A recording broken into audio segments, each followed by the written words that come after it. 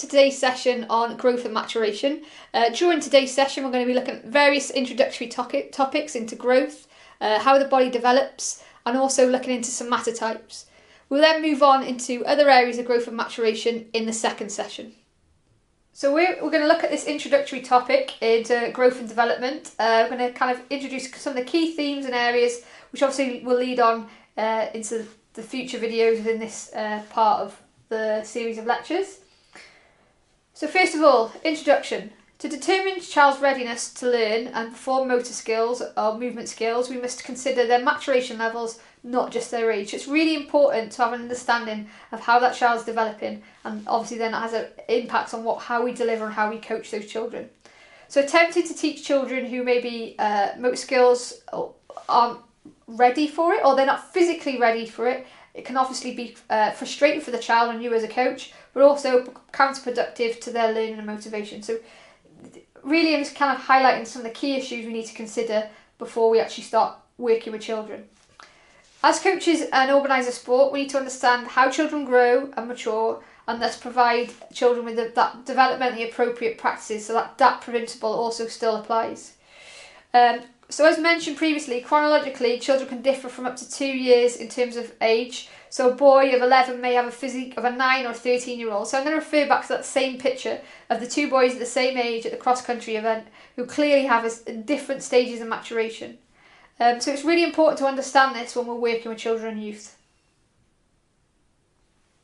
Children with a great deal of experience and training will be able to progress quicker than children with less experience. So obviously previous experience of activity also will have an impact on their learning. So we need to be mindful of that when working with mixed ability groups. There are many elements to development. So this could be the physical development, which may limit performers in terms of coping with different demands of a task. There's the psychological development, which can affect attitudes and emotional well-being. Some coaches and organisers may decide to actually split groups by development and training age opposed to that chronological age of development. So it's really important to consider these factors when we're putting on practices. So understanding growth. So some questions we might be thinking to kind of ask ourselves. As coaches and organisers of sport, we need to consider how maturational discrepancies influence youth athletes.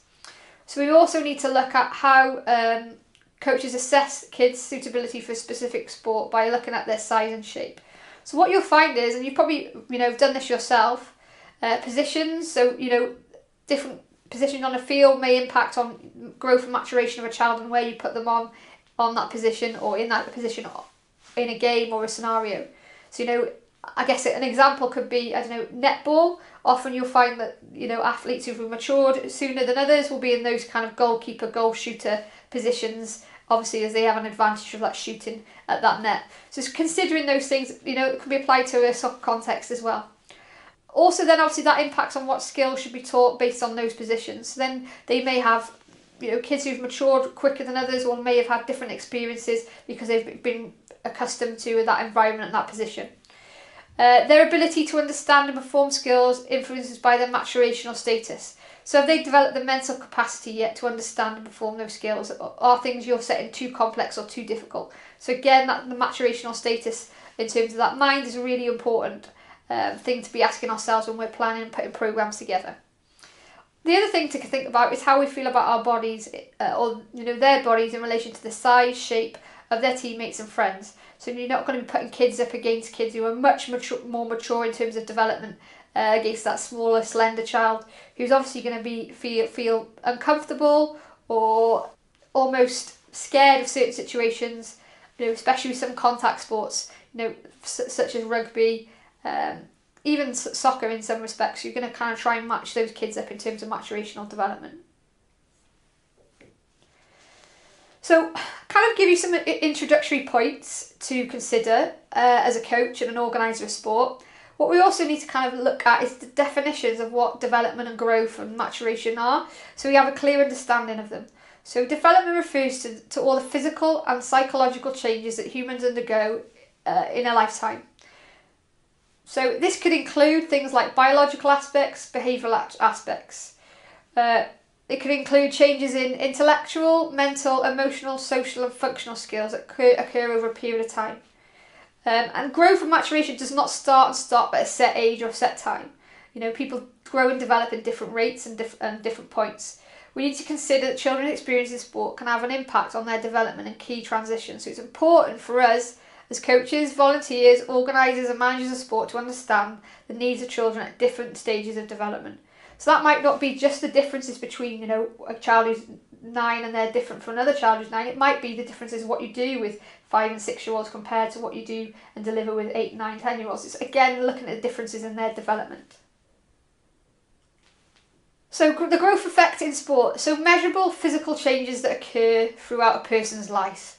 Growth refers to increase in body size, either as a whole or specific body parts. So you may be getting taller, heavier, your organs may be increasing in size. Growth proceeds at different rates during different stages, and children's experience rapid processes of growth, but also slow periods of growth. As you can see from the graph on screen here, there's a pattern of growth and it's usually in an S-curve.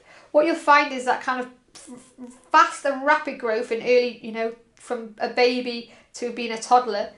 Growth will slow down, and then as you hit puberty, growth will again then speed up, and that's what creates that S-curve. So it's having an understanding of that growth and how that impacts that child. So, you know, when we're working with really young children, it's understanding their limitations and their movement patterns and how they are able to function. But then also as we hit, you know, teenage, 10, 11, 12, 13, 14, how their bodies are physically changing and how that may impact their participation in sport. And us as organisers, deliverers and coaches, we need to have a basic understanding of these principles and how this may impact the things that we do.